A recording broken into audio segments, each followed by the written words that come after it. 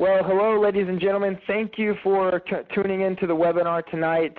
Tonight's webinar is titled Spinal Health and Hygiene. We're going to learn the facts that are absolutely necessary, the information that not a lot of people, unfortunately, know in our society today, and that's why we have the worst spines of any society we've ever had because we're so sedative, we're not moving, we have terrible spinal alignment.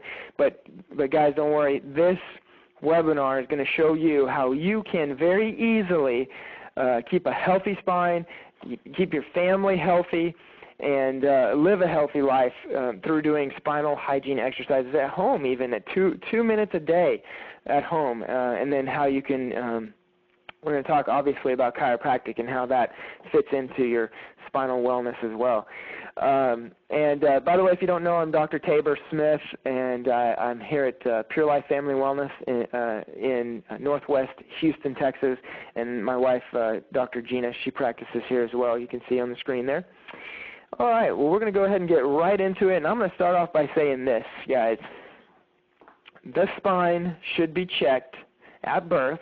My little guy Ryder's 2 now. He was checked at birth. It should be routinely adjusted throughout life. He even gets checked and adjusted, and he's one of the healthiest kids I've ever seen. And I'm going to show you through the course of this presentation why I believe this to be true, okay? So here we go.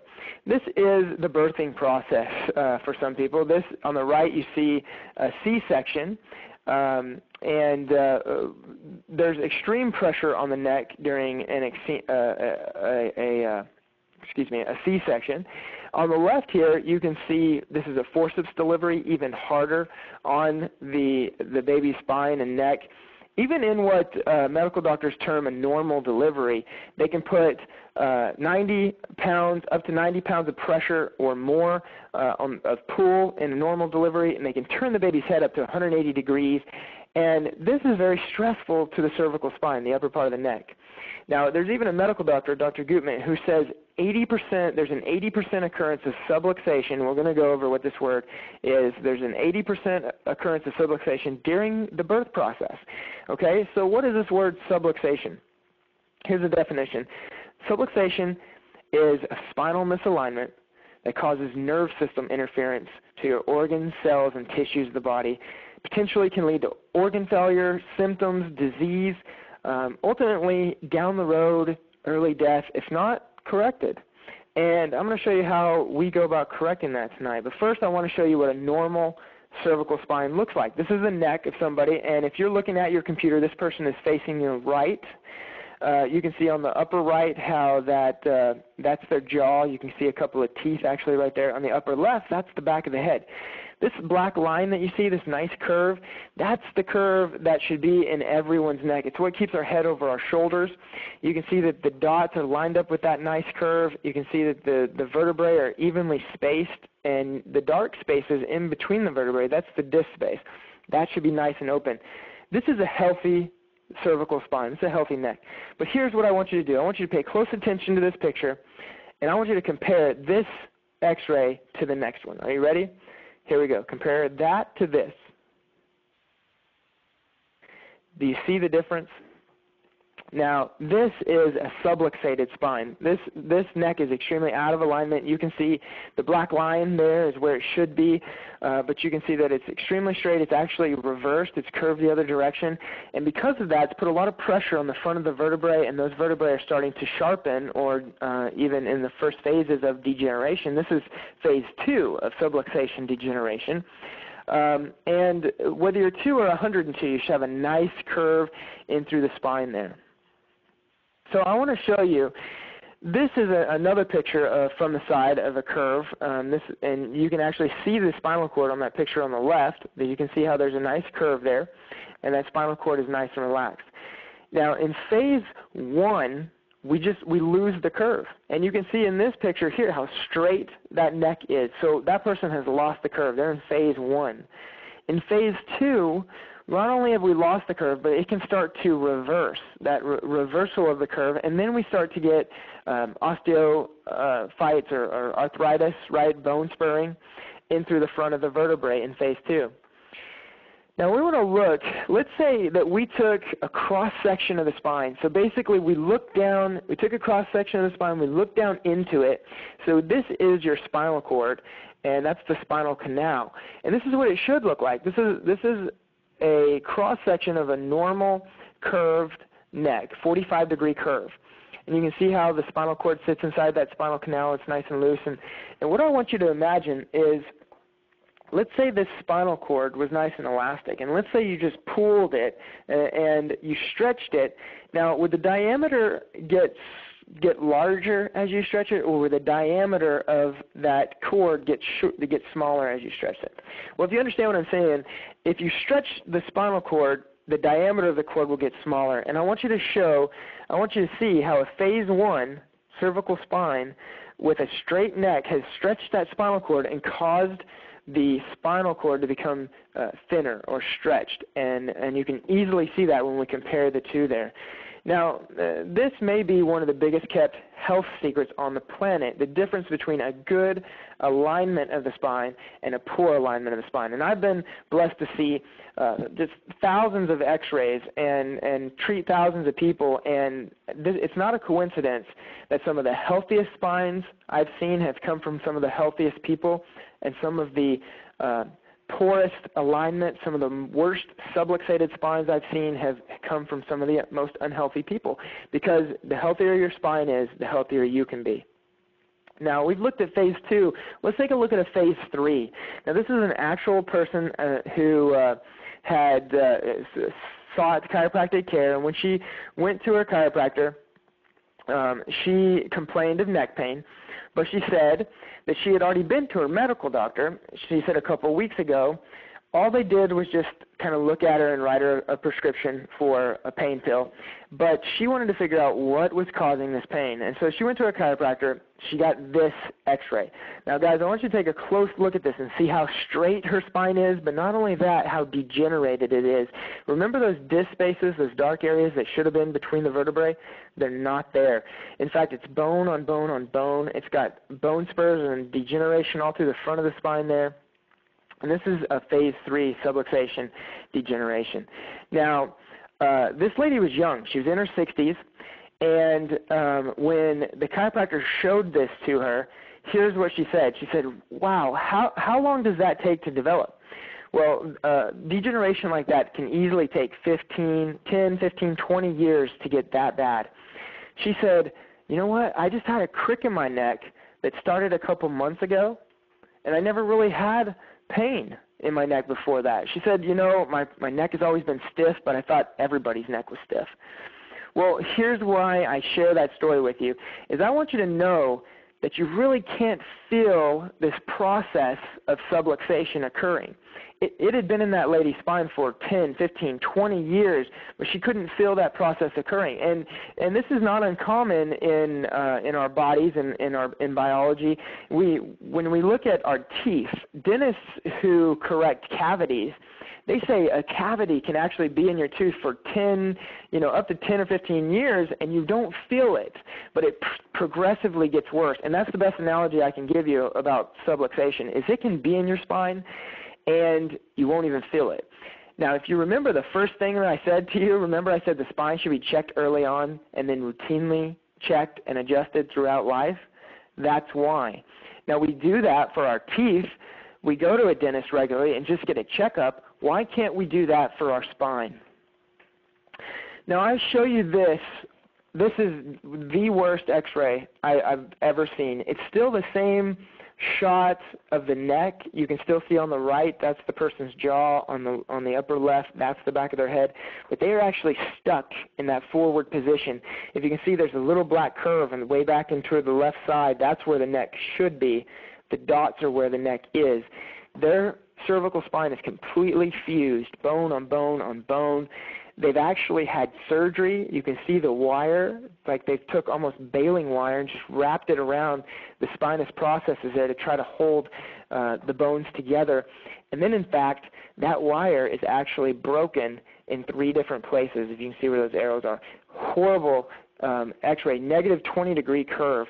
And the reason I show you that is because I want you to see it compared to a good normal x-ray, a good normal spine. The normal spine is on the left. The worst spine I've ever seen is right there on the right. And I'm just going to ask you a simple question. Which one of these two do you think is going to have headaches first? Yeah, exactly. Which one of these two do you think is going to have high blood pressure first? Well, I hope you're answering the one on the right for all that stuff. Which one is going to be healthier? The one on the left. Which one is going to be unhealthier? The one on the right. And why? Because your nervous system travels throughout that spine, and your nervous system controls every function of your body. So if there's a subluxation, putting pressure on a nerve, whatever that nerve goes to is not going to function at 100%. Those were some neck x-rays that I was showing you. I want to show you a low back. Excuse me. This is a low back x-ray that you see here. It's a picture taken from the side. So this person is facing towards the right of your screen as well, and towards the right of the picture is his belly. The left of the picture is his back, and then towards the bottom of the picture, that would be the belt line right in there. But you can see the 5 vertebrae, or at least 4 of the 5 vertebrae that are in the lower part of your back. You can see L5, L4, L3, L2.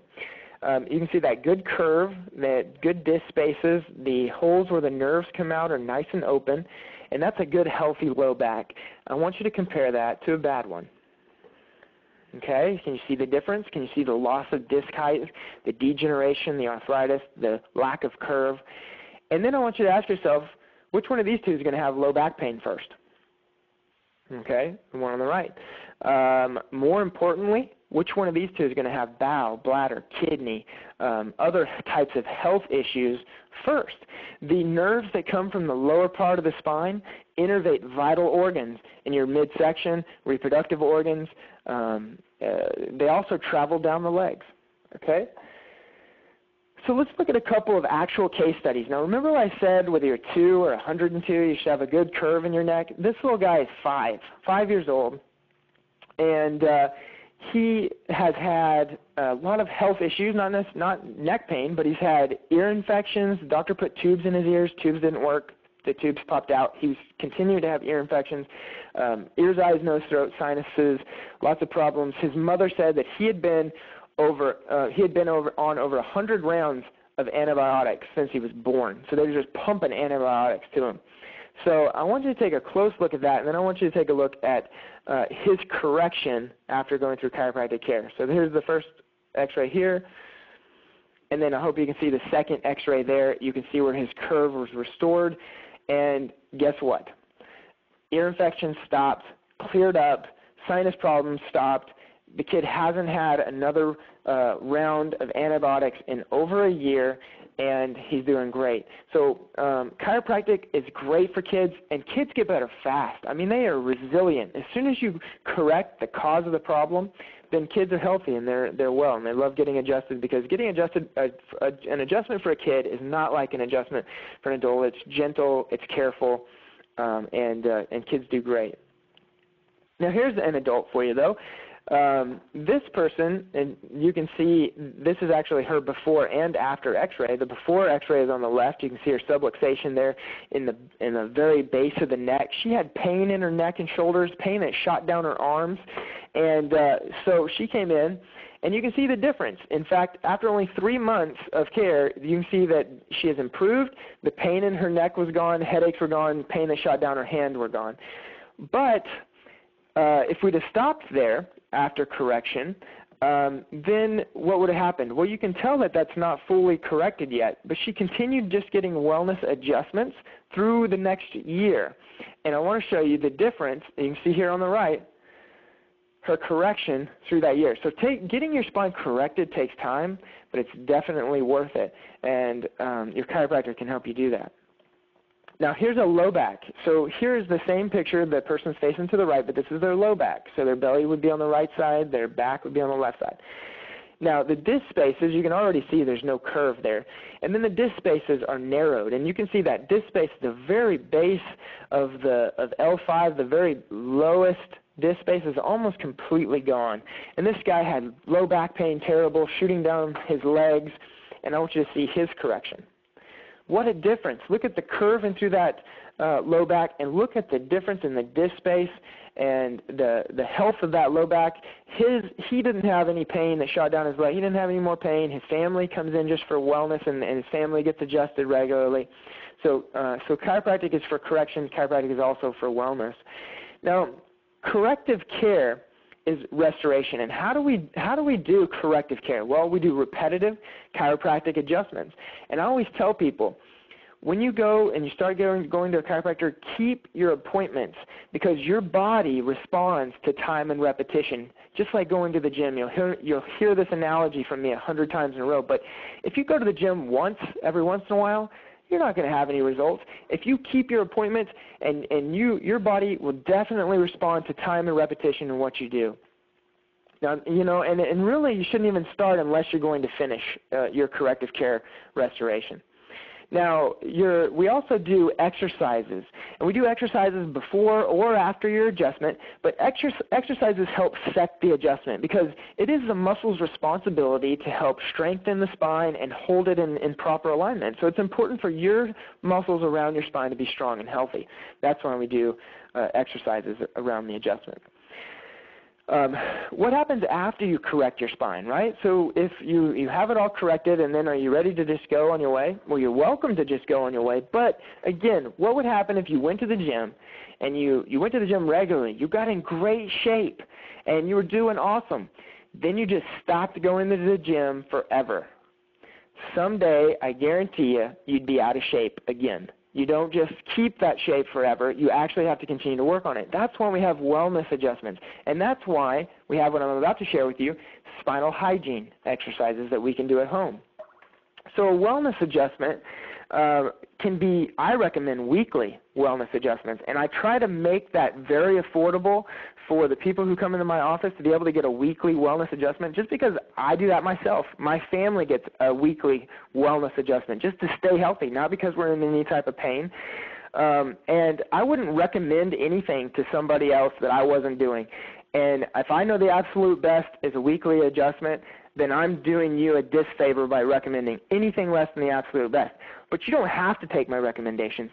That being said, I have people who come in and every other week they get adjusted, and they think that, and they feel that works great for them as a wellness adjustment. I've also got people who come once a month into my office and get adjusted, and I think that's a little bit too far out, but for them it works great, and I'm here for them and to serve them, so they can do exactly what they want to do, and they're doing well with that, so that's great. But wellness adjustments after your correction help keep the spine in proper alignment. Now let's get into some spinal hygiene exercises. So I always ask people, well, how do you keep your teeth healthy? Most people say, well, I brush them and I floss them. And so I say, well, here's how you keep your spine healthy. And I've actually created a website just for this, and I'll give you the domain name here so that you can go to it after we're done, and you can download the free ebook. And the ebook tells you all about why it's important to keep your spine healthy, how you keep your spine healthy, all the exercises that are everything. It's in the free ebook that you can get at homespinalcare.com. You'll also get, once you download that ebook, you'll get videos. You'll get emailed 3 different videos on the 3 days after. Don't worry, there's nothing to buy, nothing for sale at homespinalcare.com. This website is just 100% free to help people. And so it'll email you a video on how to apply ice, heat, when to apply ice, when to apply heat, and contrast therapy, things that you can do at home if you're in pain.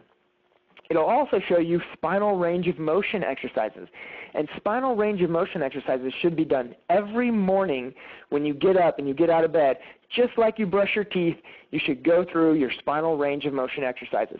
You take your neck through its full range of motion in every plane, and you take your low back through its full range of motion in each and every plane.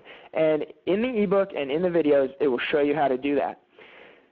So you can also, through your day, do some posture and core exercises. If you want to add a little bit of exercises to strengthen your spine and the muscles around your spine. And in that ebook and these videos, it will show you great exercises to strengthen your spine.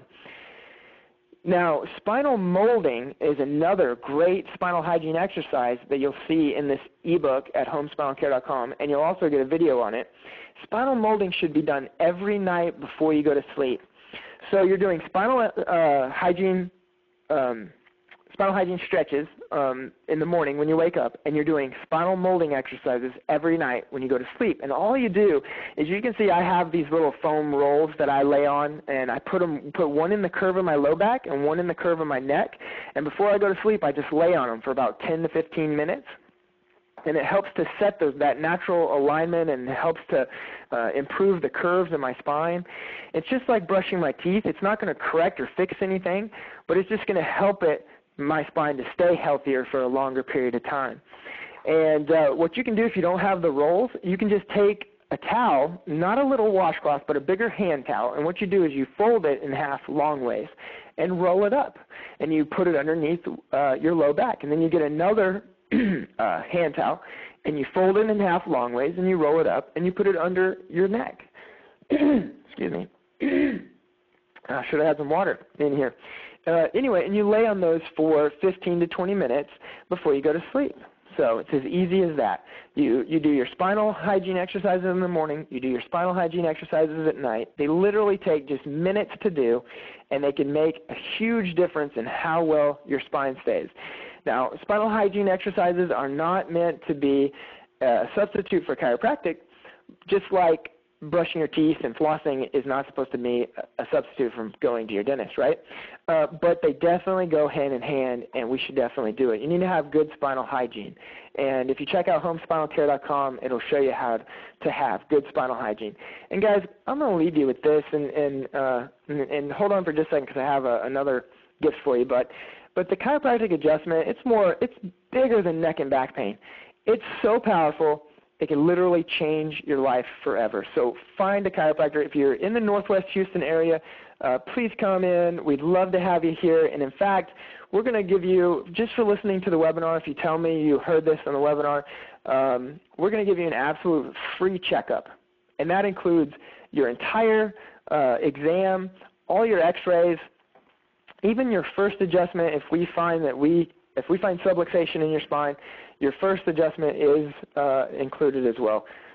And this is good within 48 hours of the airing of this webinar. And but if you're not in the Northwest Houston area, find a chiropractor, a good chiropractor in your area, and have your family checked for subluxation. So that's all I have on the webinar tonight, guys. I thank you so much, and I'll stop it here. I'll go ahead and hang out afterwards for any question and answer, but I really appreciate all you guys on the line, and y'all have a nice night. Thanks.